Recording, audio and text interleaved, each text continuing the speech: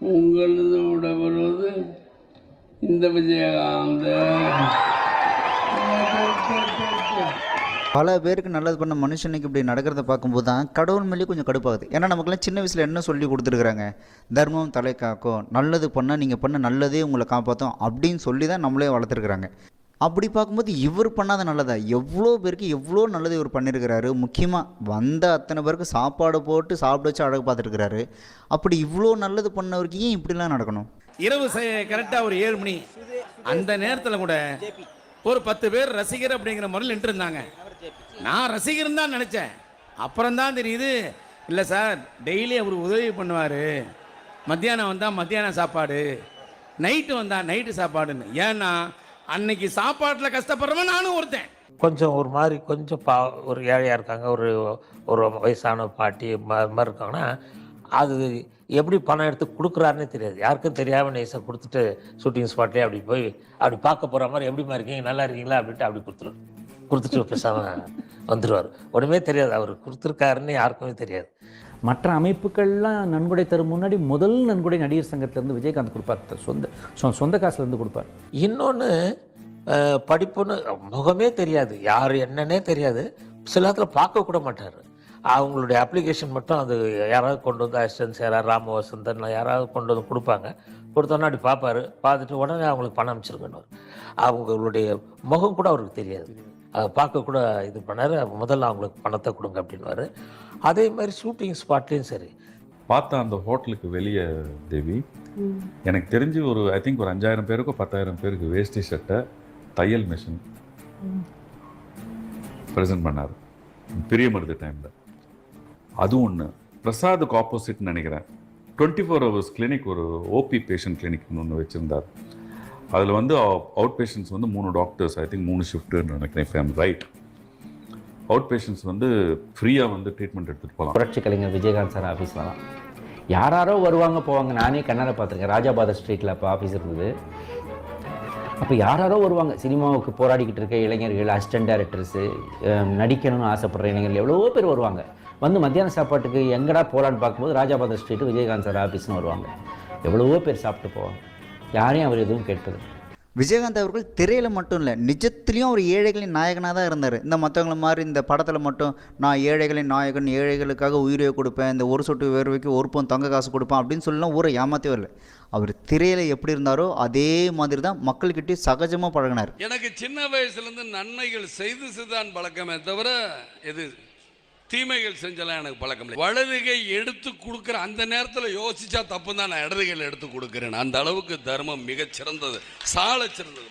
நீ 4 ஏழைகளுக்கு உதவி பண்ணிப்பாரு, அதில் இருக்கிற சுகம் எதுலையும் கிடையாது. இதை நான் அனுபவிச்சிருக்கேன், நான் அணுகுணமாக அனுபவிச்சிருக்கிறேன். அதே மாதிரி இந்த மற்ற நடிகர்கள் மேலே ரஜினி, கமல், விஜய், அஜித் இவங்க மேலெலாம் கூட இவங்களால எனக்கு நஷ்டம் ஆகிடுச்சு அப்படின்னு சொல்லி அவங்க வீட்டு வாசலில் அவங்க மேலே பிரச்சனை பண்ண எத்தனையோ தயாரிப்பு நிறுவனங்கள், தயாரிப்பாளர்கள் இருக்கிறாங்க. ஆனால் விஜயகாந்த் அவர்களால் நஷ்டம் அடைஞ்சேன் அப்படின்னு ஒருத்தரும் இது வரைக்கும் சொன்னதே கிடையாது. அதே மாதிரி விஜயகாந்த் அவர்கள் எங்ககிட்ட பணம் வாங்கி ஏமாற்றிட்டாரு, இல்லை பணம் கொடுக்குறேன்னு சொல்லி ஏமாற்றிட்டாரு, இல்லை ஒரு வாக்குறுதி கொடுத்து அந்த வாக்குறுதியை செய்யாமல் ஏமாற்றிட்டாரு அப்படின்னு கூட விஜயகாந்த் அவர்கள் மேலே ஒருத்தர் இது வரைக்கும் குற்றச்சாட்டு சொன்னதே கிடையாது. தைரியமாக நான் மாறுதட்டி சொல்லுவேன். சாப்பாடு என்றால் அதில் விஜயகாந்தை தவிர யாரும் பேர் எடுக்க முடியாது. ஏன்னா போட்டு பேர் எடுக்கணுங்கிறது கிடையாது, எதுவுமே இங்கிருந்து வரணும். இங்கிருந்து வந்தால்தான் அது நிலைக்கும். இதயத்திலிருந்து எதுவுமே வரணும், வந்தால்தான் நிலைக்கும். ஆக நான் கற்றுக்கிட்டு இருக்கிறேன், எல்லாருக்கிட்டையும் நான் கற்றுக்கிட்டு இருக்கேன். என்ன நல்லதே கற்றுக்கிறேன். என்னையே செத்த 6க்கு 3 என்ன கொண்டு போகிறேன்? காசு பணத்தை கொண்டு போகிறியா சொல்லுங்க பார்க்கலாம். நீங்கள் கோடி கோடியாக கொள்ளையடிச்சு ஊழல் பண்ணி சேர்த்து அந்த காசை கொண்டு போக போகிறீங்களா, இல்லை காசுல தான் எரிக்க போகிறீங்களா? சந்தனம் கட்டாலே எரிக்கலாம், காசு இல்லை. காசு இல்லாத என்ன பண்ணுவீங்க? உங்களுக்கு காசு படம். மக்களை வாழவி, மக்களை சிரிக்கவி, மக்களை சந்தோஷப்படுத்தும். இதைத்தானே நீங்கள் சொல்லுது ஒவ்வொரு மதத்திலையும். பகவத்கீதையில கூட கிருஷ்ணர் என்ன சொல்றாருங்கிறது நீங்கள் புரிஞ்சுக்கணும். எல்லாத்தையுமே எல்லா மதமும் ஒன்றைத்தான் சொல்லுது. அதனால தான் நான் ஜாதி மதத்தை பார்க்க மாட்டேன். ஜாதியும் கிடையாது, எந்த மதமும் கிடையாது, சும்மா இவங்க எழுத்துக்கிறாங்க. விஜயகாந்த் அவர்கள் பார்த்திங்கன்னா இந்த போலியான முகம்னு ஒன்று இருந்ததே கிடையாது. இந்த முன்னாடி ஒன்று பேசிட்டு பின்னாடி போய் ஒன்று பேசுகிறது, இந்த மேடையில் ஒன்று பேசிட்டு அப்புறம் கீழே இறங்கினதுக்கப்புறம் அதை மாற்றி பேசுகிறது, இந்த படத்தில் வாரி வரலாறு நடிச்சுட்டு அதுக்கப்புறம் கீழே இறங்கினதுக்கப்புறம் என் காசு அதெல்லாம் நான் தரமாட்டேன் அப்படின்னு சொல்லி அந்த மாதிரி ஒரு பொய்யான முகத்தோடு அவர் வாழவே இல்லை. அவர் எப்போதும் எல்லாருக்கிட்டையும் உண்மையாகவே இருந்தார். அதே மாதிரி தப்புனா தப்பு, சரினா சரி. தப்புனா தப்புன்னு சொல்லுவார், அதையும் மீறி கேட்கலாம், சப்புன்னு 2 அப்பு அப்புவார். அதே மாதிரி தான் கூட இருக்கிறவங்களும் சரி, தன்னை நாடி வந்தவங்களுக்கும் சரி, அவங்கள வந்துட்டு அவ்வளோ அன்பாக பார்த்துக்கிட்ட ஒரு மனுஷன். அவங்களோட பொருளாதார ரீதியாகவும் சரி, இல்லை வேலைவாய்ப்பு, படிப்பு, இப்படி எல்லா விஷயத்திலும் அவங்களுக்கு கூட உறுதுணையாக இருந்து அவங்க கூடவே குடும்பத்தில் ஒருத்தராக பயணித்தவர் தான் விஜயகாந்த் அவர்கள். அவர் நடிகனா இருக்கும் போதே இந்த தையல் மிஷின் கொடுக்கறது, வாக்கர் கொடுக்கறது, இதெல்லாம் அவர் அப்பவே செஞ்சுட்டு கொடுப்பாருங்க. கொடுக்கறது தாங்க தெரியும் அவருக்கு. நம்ம எடுத்துட்டு போய் சார் இந்த ஷெடியூலோட பேமெண்ட் அப்படின்னு கொடுத்தோம்னா கூட அதை வாங்கி வச்சு, ஏய் அவன் மதுரையிலேருந்து ஒருத்தன் ஃபோன் பண்ணான் பாரு, அவனை வர சொல்லி இந்த காசு கொடுத்து அனுப்பியா, இவன் கேட்டான் பாரு, அவனுக்கு ஒரு 10,000 ரூபாய் குடியா. இப்படி கொடுக்கக்கூடிய வள்ளல் நான் கண்ணெதிர்க்க பார்த்துருக்கேன். மனிதன், மிகப்பெரிய மனிதருங்க. அவர் இருக்கணும், அப்படி இருக்கணும், இப்படி இருக்கணும்னே இல்லை. அவர் இப்ப செய்யறாருன்னு எல்லாருக்கும் தெரியுது. அவரை மாதிரி செஞ்சவங்களே கிடையாது. விஜயகாந்துக்கு எனிமையே இருக்க முடியாது. சினிமாவிலேயே நான் பார்த்ததுல பெஸ்ட் ஹியூமன் விஜயகாந்த். வேற யாருமே எனக்குன்னு இல்லை, எல்லாருக்குமே. ராஜாபாதர் ஸ்ட்ரீட்ல அவருக்கு ஆஃபீஸ் இருந்தது. எவ்வளோ ஒரு நாளைக்கு 500 பேர், 400 பேர், 200 பேர் சாப்பாடு போட்டுக்கிட்டே இருப்பாங்க.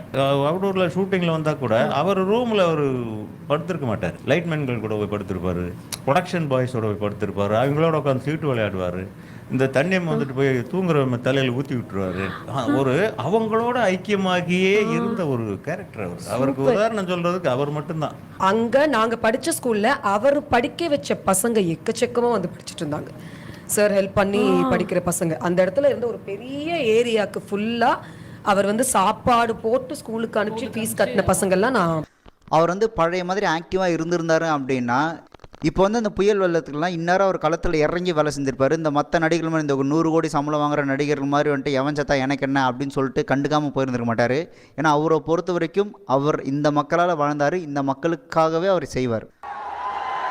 ஏன்னா மக்களோட அடிமட்டம் என்ன, அவங்களுடைய வழி என்னங்கிறது எனக்கு தெரியுமா. நான் நடந்து வந்திருக்கேன், நடந்து போயிருக்கேன், அவங்களோட தரையில் உட்காந்து சாப்பிட்ருக்கேன், அவங்களோட குடிசையில் உட்காந்து நான் தூங்கி இருக்கேன், சிம்னி விளக்கில் நான் படுத்தலாம் உருண்டிருக்கேங்கிறது யாரும் புரியாமல் இருக்கிறாங்க. பிறந்தோம், வாழ்ந்தோம், இருந்தோன்ற கூட இருக்க. இது இந்த மாதிரி அன்பு ஜனங்கள்கிட்ட, என் மக்கள்கிட்ட கிடைக்காத அன்பு வரை யாருக்கிட்டே எனக்கு கிடைக்க போகுது.